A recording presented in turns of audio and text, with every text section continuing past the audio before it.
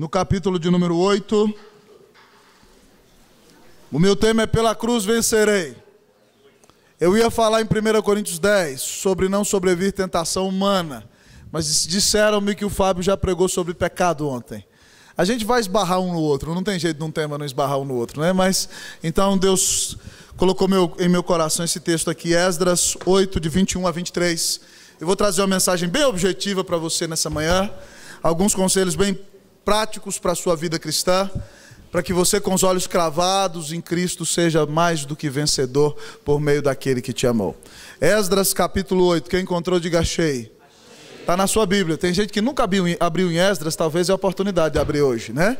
Esdras capítulo 8, Esdras 8, tem gente que ainda está apanhando aí, agora já está bem. Esdras 8, nós vamos ler do versículo 21 ao 23, Esdras 8, de 21 a 23, queridão, desliga o celular aí, Jesus não vai telefonar, tá?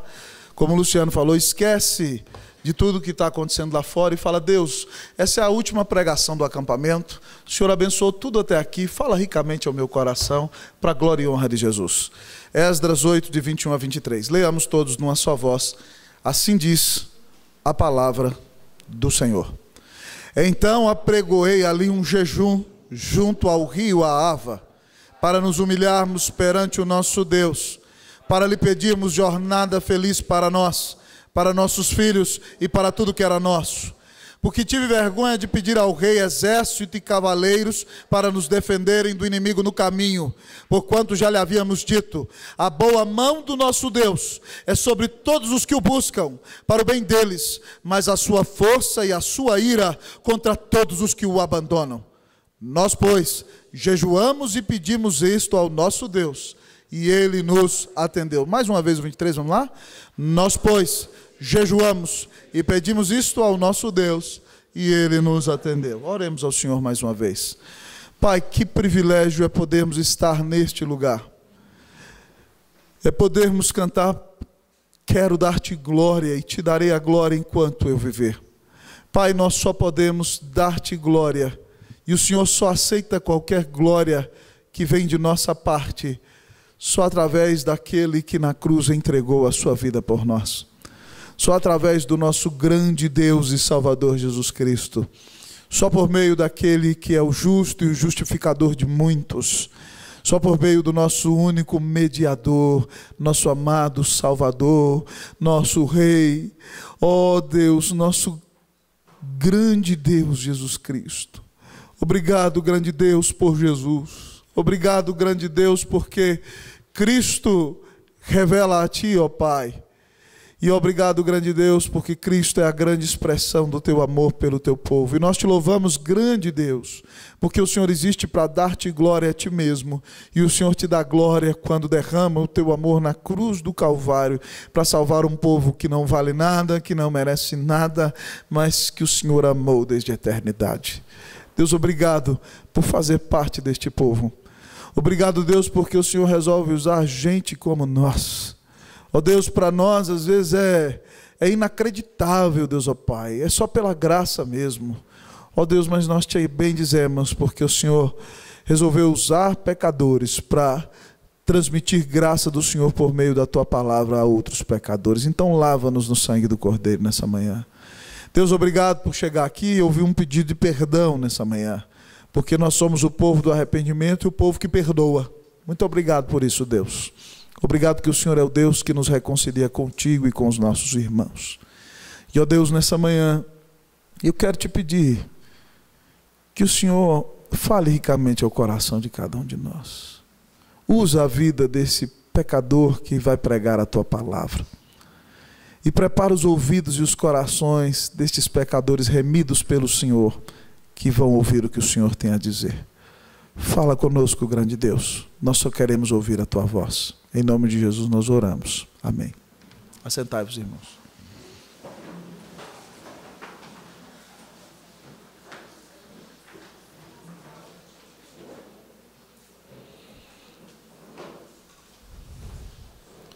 Vida cristã não é colônia de férias.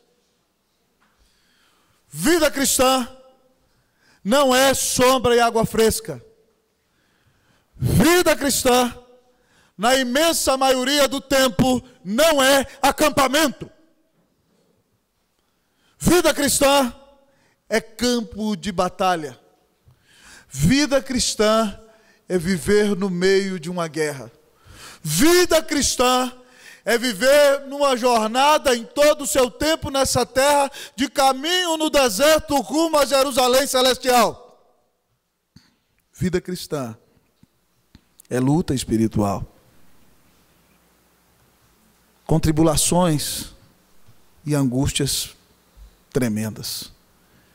E se nós queremos vencer na luta cristã, nós temos que ter os nossos olhos postos em Jesus, o autor e consumador da nossa fé. Nós devemos correr a carreira que nos está proposta, olhando para as testemunhas da palavra, mas sobretudo com os olhos cravados naquele que deu sua vida na cruz do Calvário por amor de nós. E assim nós teremos vitória para a glória e honra do nome do Senhor. E ao olhar para esse texto, que faz parte da Bíblia que Jesus lia, o texto do sacerdote Esdras, nós vemos o povo de Deus também enfrentando uma grande jornada aqui. Uma jornada de uma viagem por ermos e terras desérticas. Se você conhece bem a história das Escrituras, você vai saber que o povo de Deus pecou, os seus profetas os advertiram, mas eles não se arrependeram, e Deus tem que mandar o seu povo para o exílio, arrancando todo mundo de Jerusalém, destruindo o templo através da mão dos babilônios, levando os utensílios do culto a Deus, e pessoas são mortas e assassinadas por causa do pecado do povo do Senhor. Depois de 70 anos de exílio, Deus levanta Zorobabel, que é neto do rei Joaquim, que volta com um grande número de povo. E eles voltam para uma cidade destruída. E eles reconstroem um templo e suas casas, mas estão sofrendo muito. E um grande erro dos homens daqueles dias é que eles, mesmo tendo sido disciplinados por Deus, eles se casam com mulheres das linhagens dos povos vizinhos que odiavam o Senhor, mesmo tendo regressado de um grande exílio. E nesse tempo então, por volta do ano 438 a 436 a.C., Deus levanta no exílio Esdras. Esdras, descendente de Arão, o sacerdote. Esdras, um homem influente porque tem contato com o rei Artaxerxes, que é filho daquele Xerxes que você vê lá no filme 300, representado pelo Rodrigo Santoro. Esdras tem livre trânsito com o rei. E Esdras resolve voltar a Jerusalém para buscar reforma espiritual na vida do povo. Os líderes do povo estão casados com mulheres idólatras e têm tido filhos consagrados a falsos deuses. E Esdras volta para pregar a palavra em público, para trazer uma verdadeira reforma bíblica, para expor as Escrituras na praça pública e para ensinar como o povo de Deus tem que se guiar pela palavra de Deus. E Esdras então tem autorização do rei. Esdras tem uma carta de salvo-conduto do rei para não precisar pagar pedágio no caminho. Esdras tem uma ordem do rei para dar prata, para dar ouro, para dar madeira, para edificar a cidade, para os sacerdotes que estão da além do rio Eufrates. Só que, queridos, Esdras disse ao rei que Deus ia livrá-lo e que não precisava de guarda. Imagine comigo, se nós terminássemos esse acampamento aqui, nós somos um grupo pequeno, mas nós disséssemos, agora nós vamos fazer juntos uma viagem de 2.000 quilômetros a pé. 2.000 quilômetros daqui em Fortaleza, dá quantos quilômetros, Jefferson? 2.400, é menos do que Fortaleza. Vamos pensar, nós vamos até Recife a pé, já pensou? Passando pelo meio do Nordeste. Imagine que nós estivéssemos no tempo de Lampião. Meu Deus do céu, nós estaríamos perdidos. Né? E aí então, esse caminho é cheio de beduínos, é cheio de assaltantes, e Esdras e o seu povo têm que enfrentar uma grande jornada. A Bíblia nos diz que eles saíram no primeiro mês e chegaram no 5º mês a Jerusalém. Eles levaram 5 meses. E eles estão expostos a toda sorte de inimigos naquele caminho de deserto e naquela batalha. Mas eles não pedem ajuda ao rei.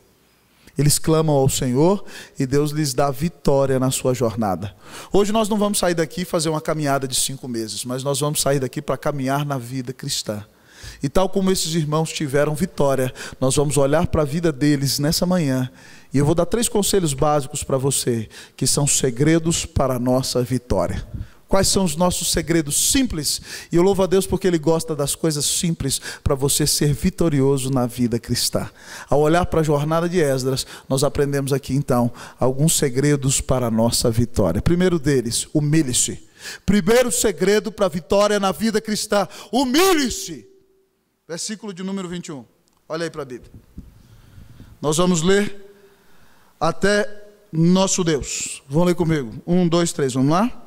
Então apregoei ali um jejum junto ao rio Ahava para nos humilharmos perante o nosso Deus. Esdras juntou o povo na beira do rio Ahava, estava faltando os sacerdotes da tribo de Levi, mandou chamar todo mundo, e chegou na hora de ir. Esdras não disse: pessoal, eu sou o cara, eu sou amigo do rei, eu tenho uma carta, vocês me respeitam aqui, tem que andar na minha linha. Não. Esdras diz o povo que reuniu o povo junto ao rio Ahava e jejuou. E jejum, querido, como ensina John Piper, é fome de Deus. Jejum não é moeda de barganha com Deus. Jejum não é chantagem espiritual.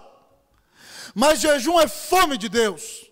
É você dizer para Deus que você depende tanto dEle, que você precisa tanto dEle, que você precisa tanto da sua graça, da sua providência, do seu sustento, que você crê tanto na bondade do Senhor, que você deixa aquilo que é essencial para você viver durante um tempo, que é alimento, que às vezes é água, para dizer: Deus, eu dependo de Ti. E quando você diz a Deus: Deus, eu dependo de Ti, você está abandonando o seu orgulho, você está se colocando em segundo plano. Você desceu do salto, desceu do pedestal, se humilhou e disse: Senhor, eu não sou nada sem Ti. Se o Senhor não for comigo, não dá nem para sair daqui. Se o Senhor não for comigo, todas essas palavras maravilhosas que eu ouvi no acampamento não se transformarão em vida. Esdras jejua e deixa de comer porque tem fome de Deus, porque quer depender de Deus. E ele diz que jejuou com o seu povo para se humilhar perante o Senhor nosso Deus. Querido, não dá para viver a vida cristã sem humilhação. A Bíblia diz que Deus abomina o soberbo. Tiago capítulo 4, versículo 6, citando Provérbios capítulo 4, diz assim: que Deus resiste ao soberbo, mas dá graça aos humildes. E nesse capítulo 4, no versículo 10, ele diz: humilhai-vos na presença do Senhor e Ele vos exaltará. Pedro, que se ensoberbeceu diante de Jesus, dizendo: eu nunca vou te negar, foi humilhado publicamente diante dos discípulos e diante do Senhor. E depois de alguns anos, ele já não confiando em si mesmo, escreve para nós em 1 de Pedro 5,6: humilhai-vos sob a poderosa mão de Deus, para que Ele em tempo oportuno vos exalte. Para dar glória a Deus, filho, você precisa estar disposto a morrer para si mesmo. Para dar glória a Deus, você tem que estar disposto a entrar no segundo plano, a estar crucificado com Cristo e a se humilhar a cada dia. Oh, meu irmão, eu quero dizer para você o seguinte: olhe para algum cristão que é digno de ser imitado. Olhe para a vida de algum cristão piedoso, algum cristão que é referencial para a sua vida, e você vai ver uma mulher e um homem humilhados. Sabe por quê? Porque Deus não divide o lugar dele com ninguém. Um versículo que me faz tremer nas Escrituras é Tiago 3:1. Acho que eu citei, que não lembro nem qual dos 3 acampamentos eu citei. Mas Tiago diz assim: irmãos, não vos torneis muitos de vós mestres, sabendo que haveis de receber maior juízo. O mestre ali era Rabi. Tiago é uma das primeiras cartas do Novo Testamento, é o irmão de Jesus. A ideia é o seguinte: não queira ser um rabi, um pastor, alguém que ensina a palavra, um ancião, porque Deus vai pesar a mão dele mais forte sobre você. E quanto mais conhecimento você tem, filho, mais responsabilidade você tem. Você ouviu palavras abençoadíssimas aqui que aqueceram seu coração, te fizeram chorar, te animaram, te fortaleceram, e agora você sai daqui mais responsável. É bom ser abençoado, mas agora você sabe mais. E se você pecar, mais você peca contra maior conhecimento. Tem uma frase de Baxter que eu amo repetir, o presbítero Carlos até falou no conselho essa semana.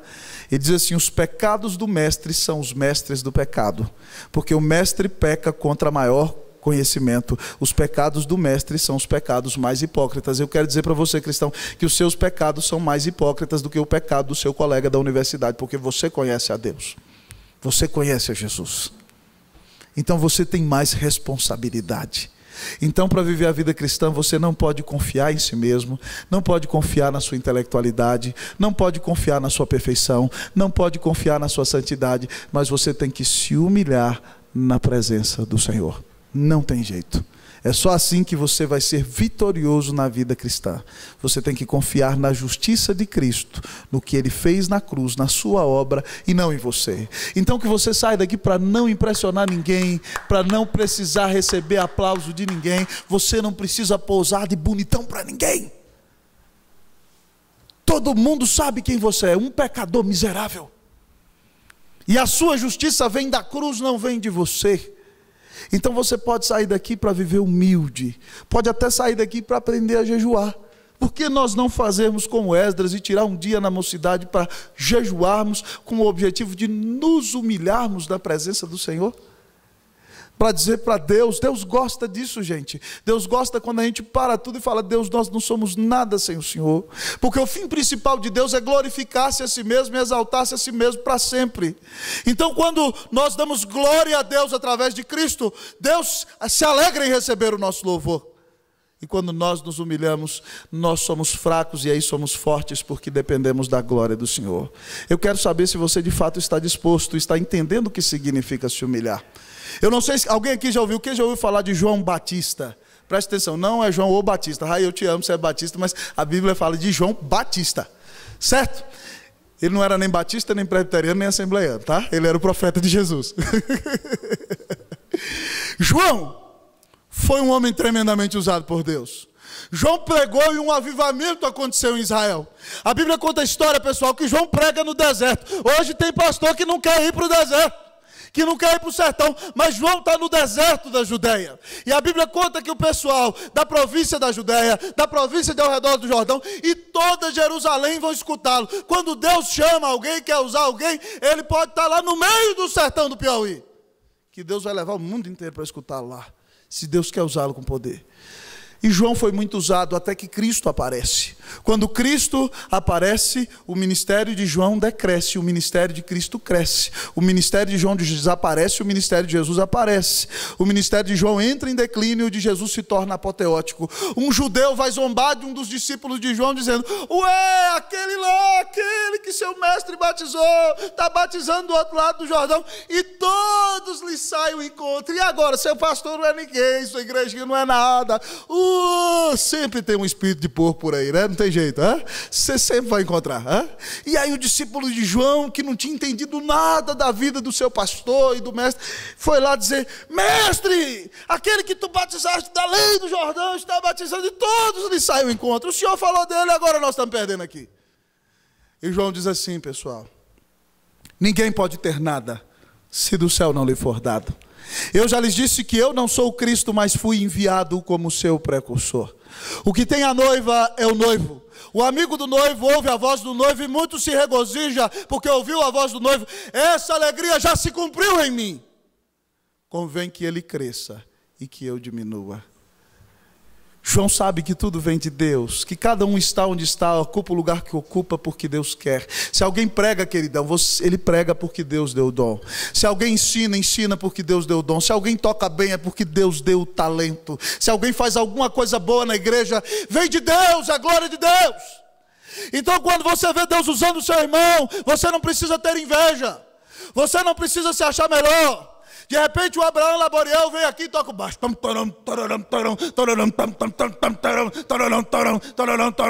E o Davi, que é um rapaz crente, não vai dizer assim: fraquinho, né? Está mais ou menos. Precisa melhorar muito aí. Não vai falar isso. Não precisa de inveja. Cada um de nós, Deus colocou no lugar que Deus quer. Nos humilhemos, alegremos-nos com os demais. E que na nossa vida Cristo cresça e que nós diminuamos. Pessoal, isso é muito sério. Isso não é só com respeito ao lugar na igreja, mas é com respeito à nossa vida cristã. Quando você resolve obedecer às Escrituras e ser santo, você tem que se humilhar. Eu me lembro de um amigo com o qual nós tocamos juntos na época de adolescência na igreja. um camarada dedicadíssimo, cantávamos juntos, tinha uma banda, e de repente aquele camarada num dia resolve deixar de se humilhar. E tinha uma menina linda na cidade, estonteantemente linda, mas não era cristã. E ela começou a fazer graça para o lado dele, e ele virou para nós um dia: eu vou ficar com ela só uma vez. Eu falei: gente, rapaz, ficar é pecado, né? Você ficar ali beijando e fazendo as coisas erradas, não é de Deus esse negócio. Ele: não, mas vai ser só uma vez, não vai acontecer mais nada. E de repente ele ficou com ela uma vez, ficou 2 vezes, ficou 3, ficou 4, e ficou até onde não deveria ficar. Saiu da frente da igreja, saiu da presença do Senhor, e aquele rapaz, no seu compromisso com Deus, nunca mais foi o mesmo. Porque o seu orgulho, a sua vaidade, o seu desejo de se sentir homem, de se sentir amado, foi contra a palavra de Deus. Hoje eu estava pensando, preparando essa mensagem cedo, em algumas meninas da minha geração na igreja. Meninas lindas, preciosas. E os nossos missionários, pastores, presbíteros pregando: não namora com uma pessoa que não é de Deus, não namora porque vai ser mal para a sua vida, Deus não garante a conversão dessa pessoa, você pode sofrer a vida inteira. Elas: não tem problema, eu vou namorar e vou ganhar para Cristo Jesus. Quem diz que namoro misto é estratégia missionária? Senão a Bíblia estava escrito: ide por todo mundo e namorai a toda criatura. Se beijo convertesse alguém, meu filho, não converte, não é assim, é com o evangelho. Mas aquelas moças: não, vamos namorar. E de repente uma começa a namorar: não, eu vou trazer para a igreja. O cara de pau até vai na igreja um pouquinho, mas depois ela pega uma barriga, certo? A outra também pega uma barriga, e uma já vai para o 2º marido, o outro já vai para o 3º marido. Sabe por quê? Porque achou que sabia mais do que a palavra de Deus. Filho, se humilhe, abaixa a cabeça. Fala assim: olha, o meu coração quer o pecado, mas a Bíblia diz o que é o melhor para a minha vida. Humilhai-vos na presença do Senhor, e Ele vos exaltará. Lembra lá o que eu falei para você? Não, isso foi em outro acampamento, né? Já pensou? Se for aqui, você me corrige depois, né? O negócio é o seguinte, né? Você está aí, linda, filha de Deus, e aí chega um camarada ali do mundão, que gosta da gandaia, da farra, que fuma, que bebe todas, que tem músculo até na ponta da orelha, né? O bicho é todo sarado. E aí nada contra quem malha, não, mas às vezes no mundo o cara malha com o objetivo errado, e ele chega: e aí, gatinha, você é uma princesinha maravilhosa.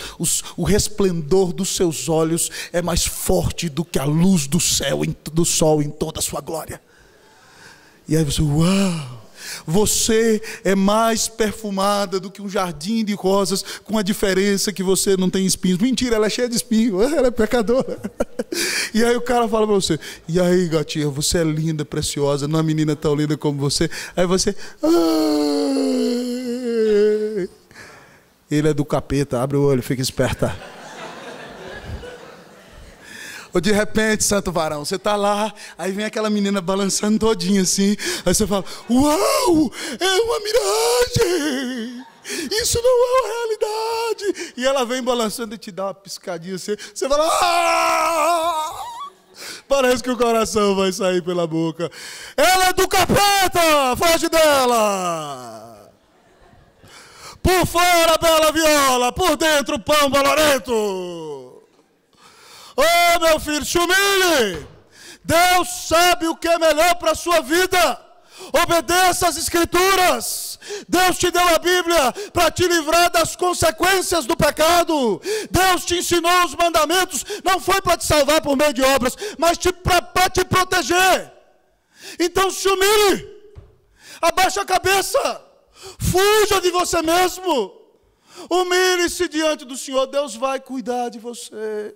Mas aí você me fala: pastor, está todo mundo arrumando namorado. Ai, ai. As meninas da igreja estão tudo arrumando namorado, pastor. E até aqueles que estavam solteiros, que eu estava de olho, arrumou namorado de outra igreja. E agora? Espera, mulher de Deus. Né, você, rapaz, estava de olho naquela irmãzinha lá da igreja, né? Você fala: essa aí é minha. Aí chegou outro irmãozinho mais esperto, orou antes, orou mais que você, levou. Aí você está aí, numa raiva, com dor de cotovelo, querendo passar a perna no sujeito. Para com isso, rapaz. Seja crente, seja obediente, se humilhe, peça perdão ao Senhor. Se ela já está com o anel no dedo, você já perdeu o playboy, já era. O negócio é o seguinte, então: Tenha fé, Deus vai te dar alguém. Talvez ela nem daria certo com você, talvez ela ia encrencar tanto com você, o sujeito é mais paciente, e aí a vida ia virar um inferno. Então Deus é bom, Deus sabe o que Ele faz. Deus é soberano. Abandone o pecado, se humilhe na presença do Senhor. Fala: Deus, eu não quero fazer a minha vontade, eu quero fazer a tua vontade. Diga isso ao Senhor. Primeiro segredo, então, simples, mas para você ver que serve para tudo na sua vida: humilhe-se. Humilhe-se na presença do Senhor, que deu a vida na cruz por você. Primeiro segredo para a nossa vitória. Mas para termos uma grande vitória na vida cristã, além de humilhação, o texto fala de oração. Segundo segredo para ter uma vitória na vida cristã: ore. Ore. Antigamente o povo botava uma frase no carro, né? Ora que melhora. Melhora mesmo, né? Às vezes piora na tribulação, mas melhora porque você está na presença de Deus, né? Vamos ler aí o versículo de número 21 todo? 1, 2, 3, vocês podem ler para mim. Então...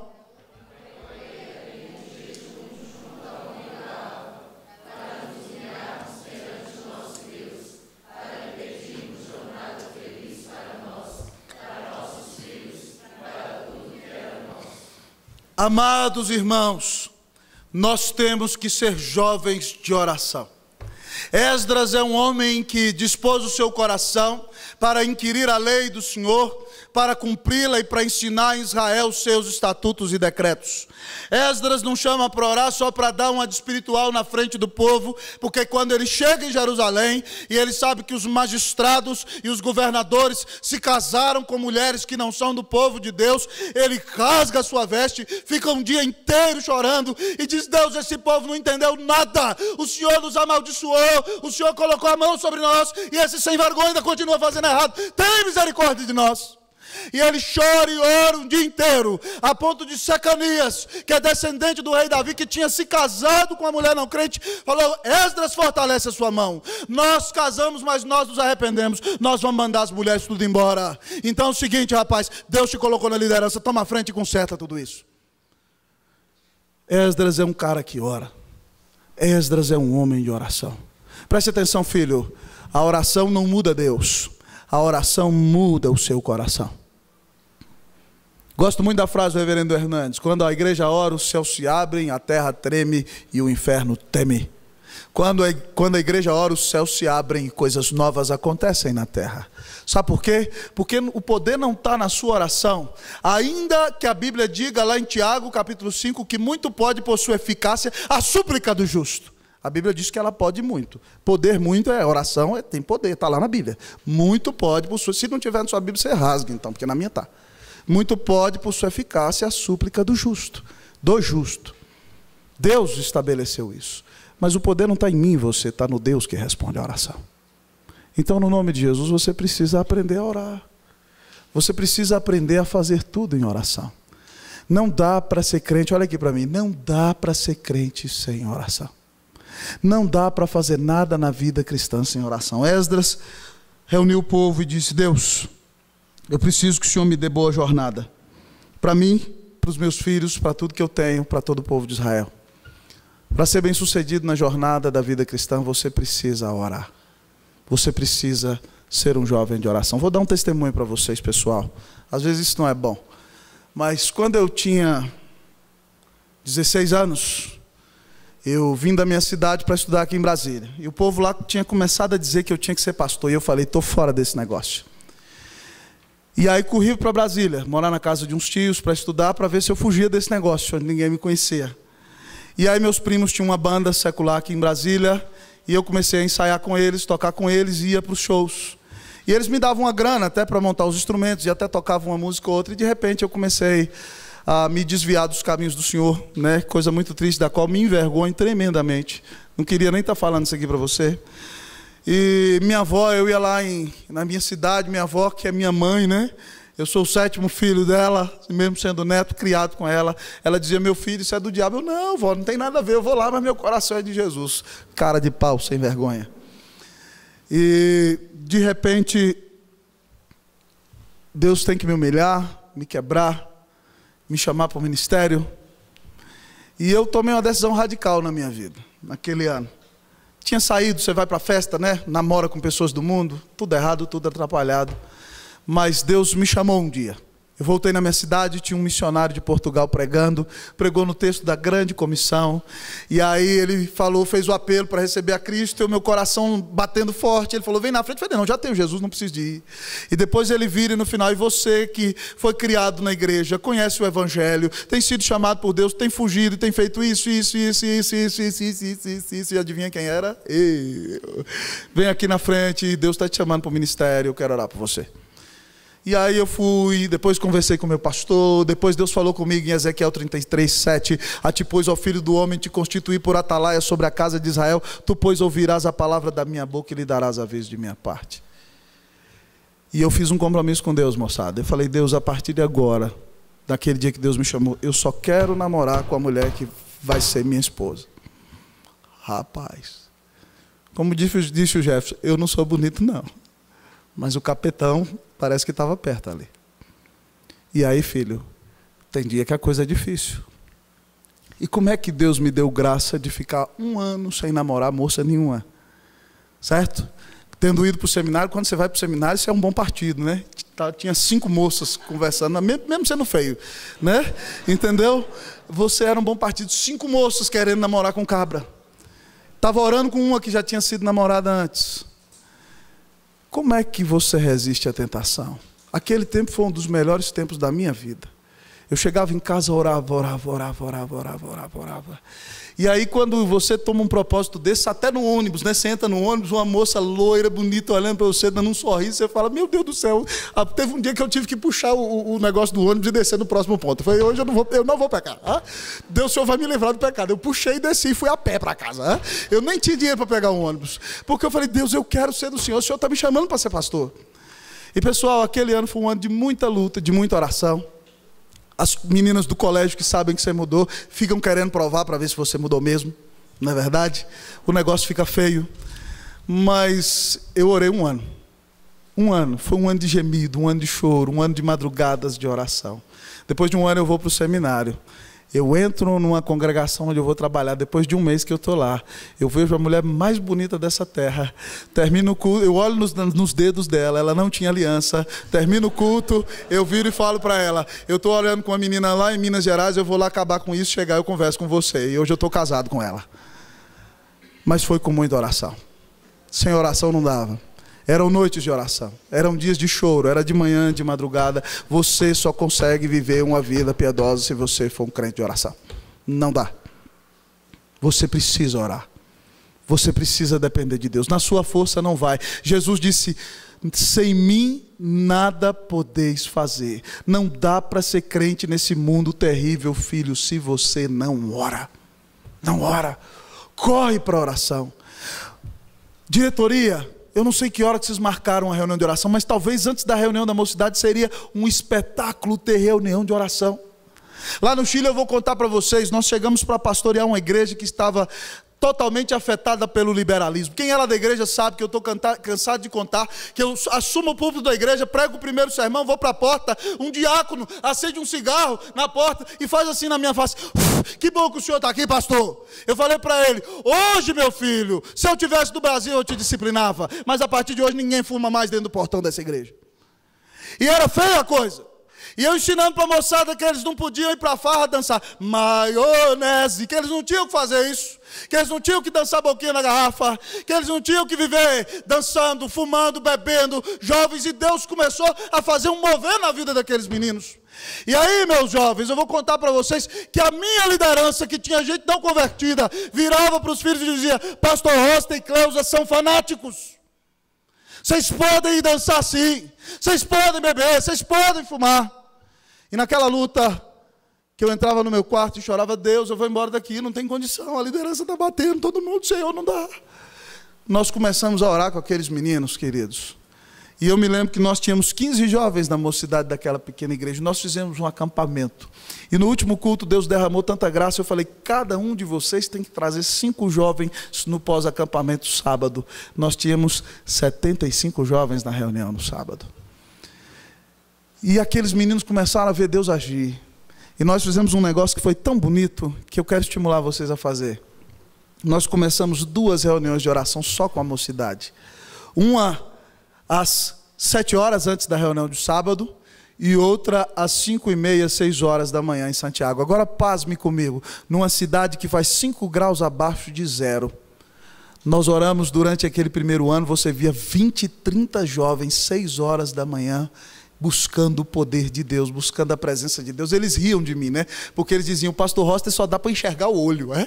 Porque eu ia com cachecol, com touca, com luva, eu gelado, eu sou friorento demais, Cleusa também. E a gente lá, 5 horas da manhã, e aqueles meninos de joelho, confessando os seus pecados, santificando a sua vida.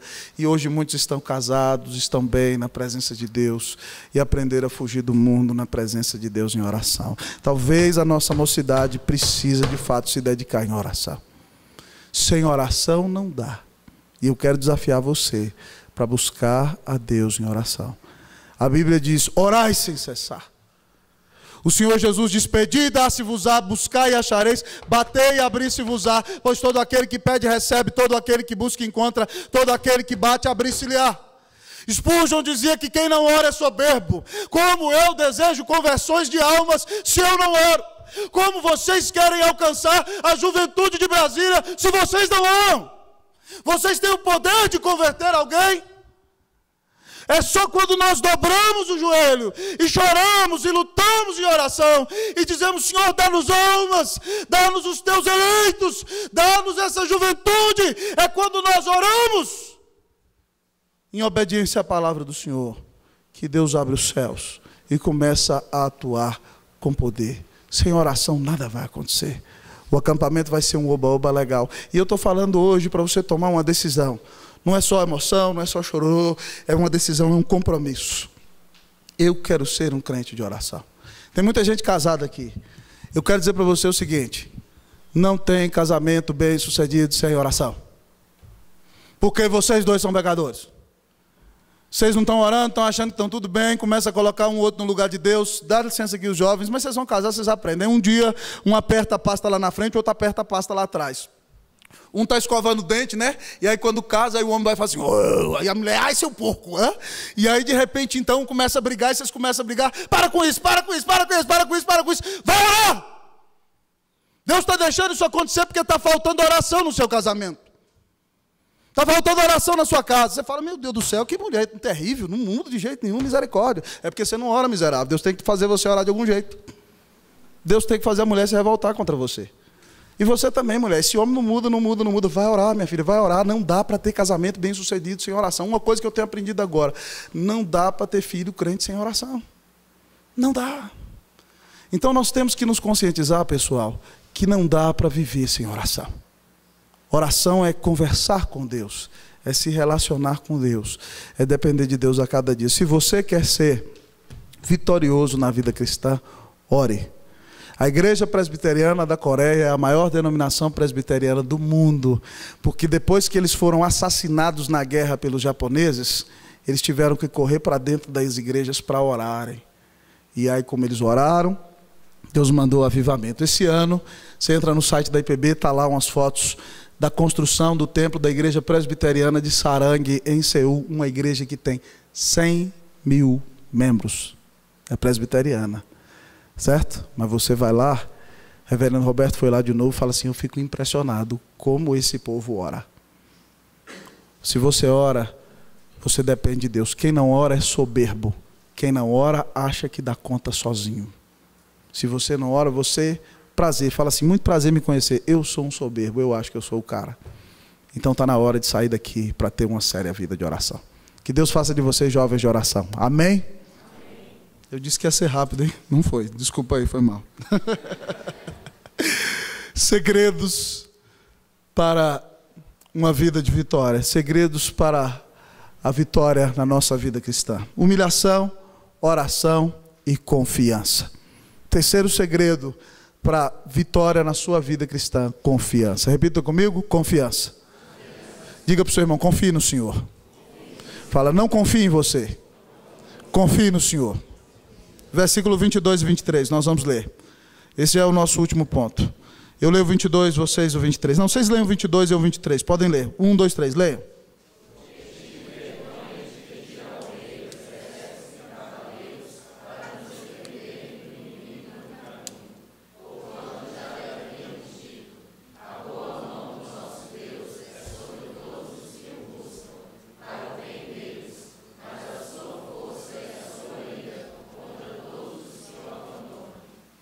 23 todos. Nós, pois, jejuamos e pedimos isto ao nosso Deus. E Ele nos atendeu. Nosso Deus é bom demais. Que coisa maravilhosa. Irmãos, eu fico perplexo com Esdras aqui.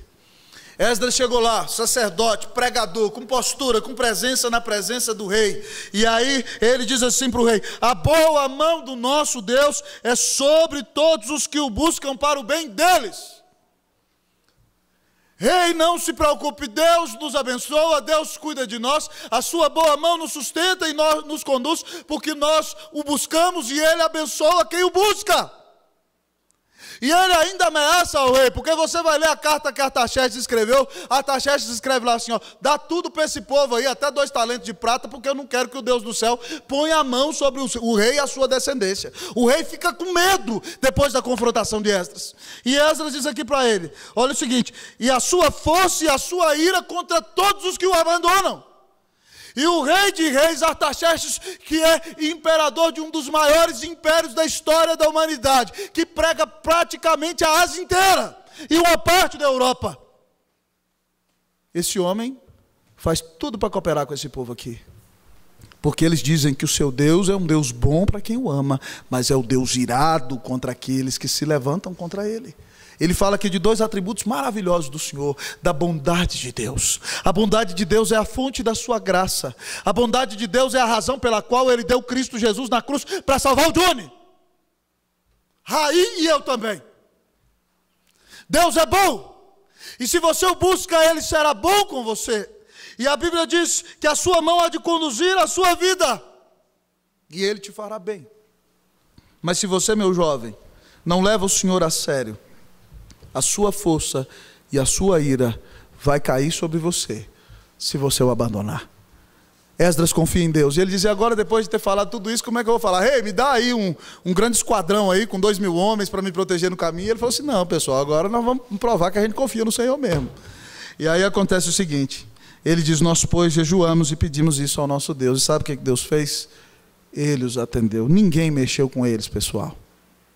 Eles viajaram 5 meses a pé, 2.000 quilômetros, e ninguém encostou a mão neles. Confiança. Você confia no Senhor? Você confia mesmo que Deus ama você? Você confia que Deus está cuidando da sua vida? A Bíblia diz em Hebreus: ora, de fato, sem fé é impossível agradar a Deus. Hebreus 11:6. Porque aqueles que se aproximam de Deus, é necessário que aquele que se aproxima de Deus creia que Ele existe e se torna o galardoador daqueles que o buscam. Você confia no Senhor? Você confia que o Senhor te ama? Você confia de fato na promessa bíblica de que todas as coisas cooperam para o bem da sua salvação? Você confia que tudo o que acontece com você é a melhor coisa que podia acontecer naquele exato momento? Você confia que Deus é bom? Você confia que Deus cuida de você quando você se planeja para aquele grande concurso, o concurso da sua vida? Talvez você é um cientista político, quer ser um diplomata, chegou aquele concurso, você chegou na hora, faltou 2 pontos, você não passou. Você se revolta contra Deus? Você fala: Deus, por quê? Ou você confia que Deus cuida de você? Ou você está lá com aquela menina preciosa que você orou, preparou tudo, de repente ela chega para você: cidadão, eu não gosto de você, não vai dar. Aí você fala: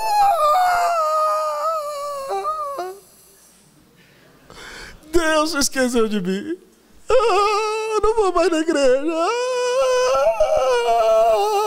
Ela era seu Deus, santo varão. Ou de repente você está na presidência da UMP, PG2, a galera aqui: você é o presidente, você é top, né? Nada contra os presidentes não, viu, Aldo? Tá bom? E você é o presidente. E aí você está fazendo um trabalho excelente. Você arrebentou, você organizou o melhor acampamento da história. Você visitou a moçada, você trouxe gente para a igreja, você marcou uma reunião de oração, Deus fez o negócio multiplicar. Chegou lá na hora da eleição, você perdeu. E aí você vai falar: oh Deus, eu fiz o melhor, e o pessoal não votou em mim, e aí?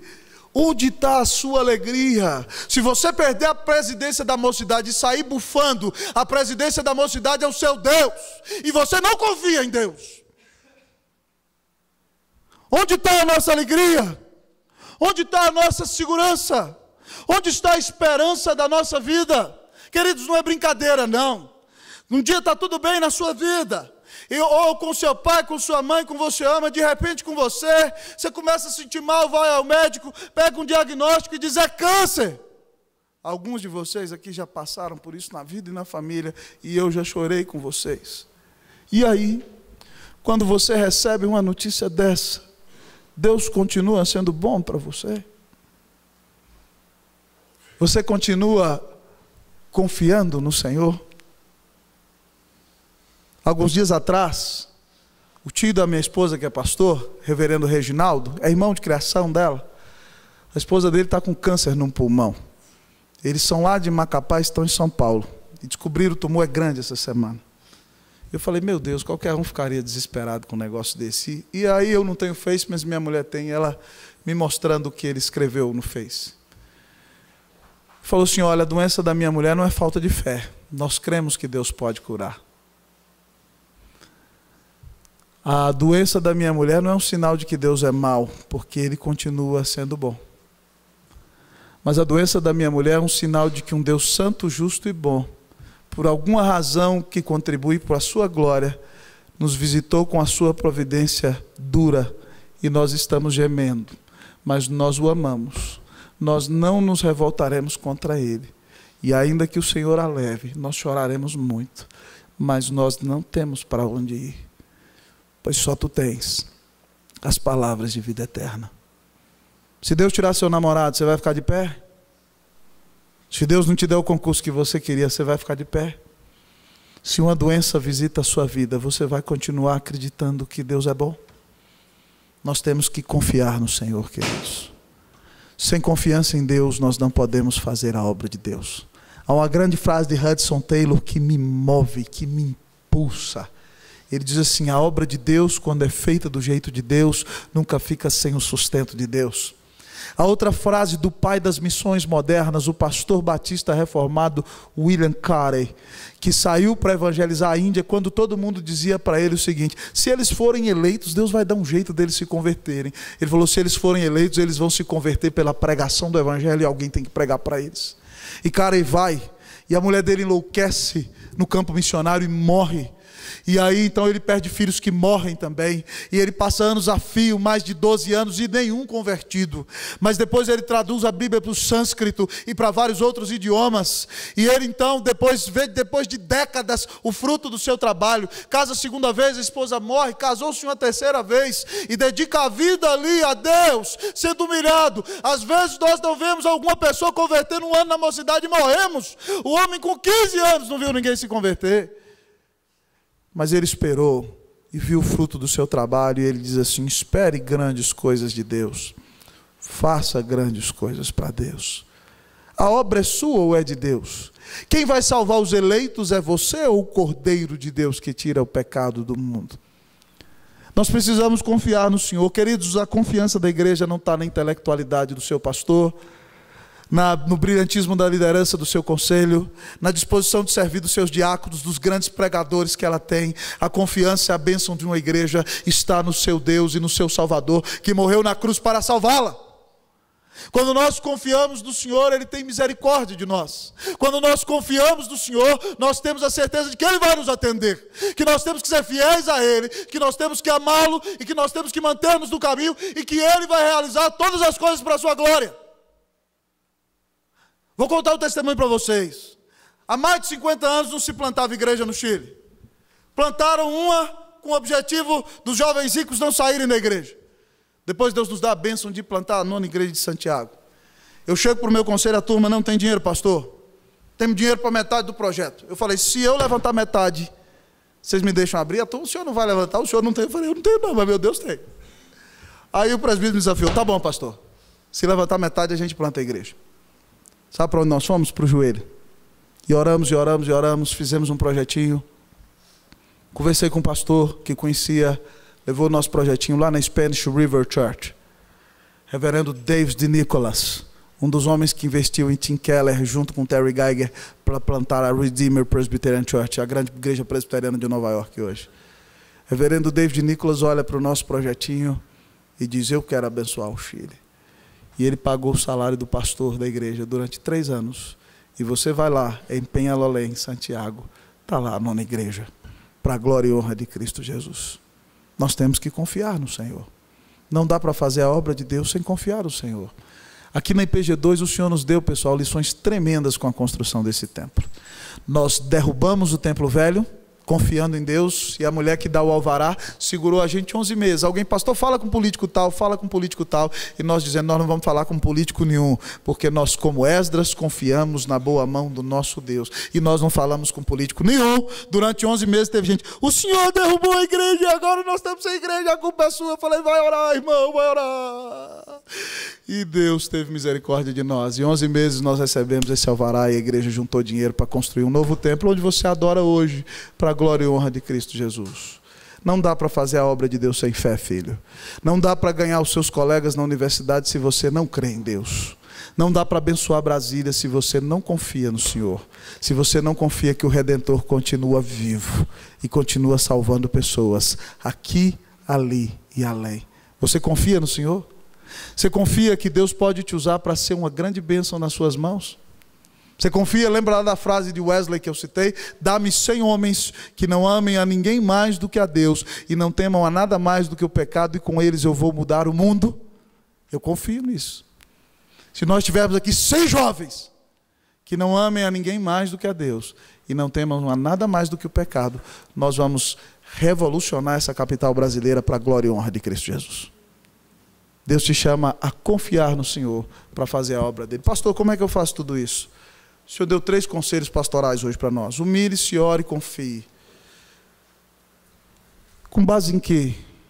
Com base no amor de um grande Deus, que resolveu deixar a sua glória para se fazer carne e morrer na cruz por você. Lembra do que Jesus disse? Aquele que confia em mim fará obras maiores do que as que eu faço. E ele estava falando da pregação do Evangelho. Que Deus faça uma grande obra na sua vida. Eu espero que, se você está com um namoro promíscuo, você teve nesse acampamento, e você está com um namoro promíscuo com a pessoa que está aqui, vocês se emendem, se arrependam, parem de encostar um no outro e saiam daqui para casar. Ou se não dá para casar, então eu espero que você termine esse namoro hoje em nome de Jesus. Porque Deus não vai abençoar a sua vida se você estiver em pecado. Não tem jeito. Deus não brinca com o pecado. Está na hora de tomar uma decisão na sua vida. Está na hora de se humilhar e obedecer à vontade do Senhor. Se você espera ser usado por Deus, matricule-se na escola da oração. Muita oração, Cíntia disse, muito poder. Pouca oração, pouco poder, nenhuma oração, nenhum poder. Você só vê grandes coisas de Deus quando você ora. E confie que a obra é de Deus. Confie que Deus vai conduzir a sua igreja. Confie que quando você sair da liderança, a igreja vai continuar existindo. Porque a igreja não é minha, não é do pastor Jefferson, não é do presbítero Carlos, é de Jesus. Confie no Senhor. Que Deus te dê vitória. Em nome de Jesus. Para a glória de Jesus. Vamos orar?